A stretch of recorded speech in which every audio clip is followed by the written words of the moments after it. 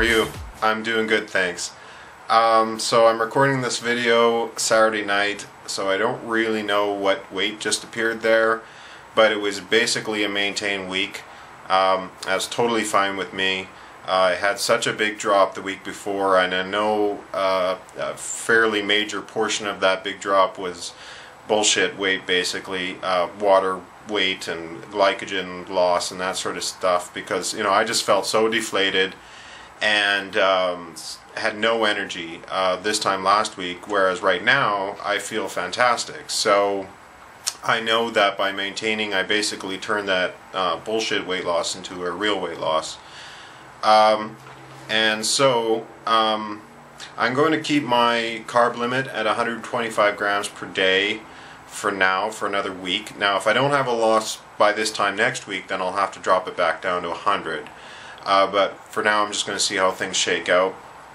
I'm changing how I calculate my fat percentage. Up to this point I was doing basically a rolling average, because there's a lot of random error in any fat percentage measurement or reading, and so basically I did a rolling average because it was the only way to really accurately know what was going on. But basically I could only know accurately what was going on like a week ago or 2 weeks ago. And with my new plan, where I'm sort of having to be flexible with what's going on week to week, I needed something that was both accurate and current.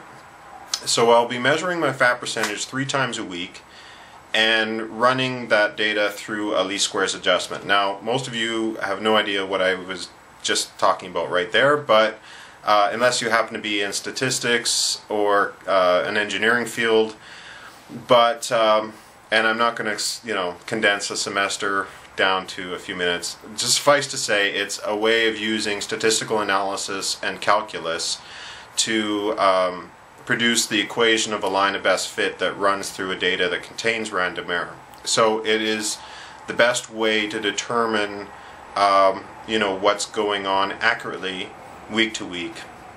And the only other bit of news I have for you is that I'm now down to a size 40 for my pants. Now basically that means I'm one step away from 38. Now most guys will know what that means, and most women know men's sizes, but in case you don't, basically if you're above 42, you're in big and tall territory. If you're 42 or a 40, you can shop at all department stores. You can also shop at boring stores like the Gap. But if you want to shop at fashion stores, you've got to be 38 or under. That's the highest they go to. And so I'm only one step away, and hopefully, maybe a month, maybe less than that, I don't know, but I'll be able to literally shop anywhere. And also for shirts, well, I was down to an XL back when I was shopping at Big and Tall. For some reason, when I started shopping in normal stores, I'm a double XL. I guess they size them a little differently, the Big and Tall. But the double XLs I wear are starting to look a little too loose on me, a little too much like tents.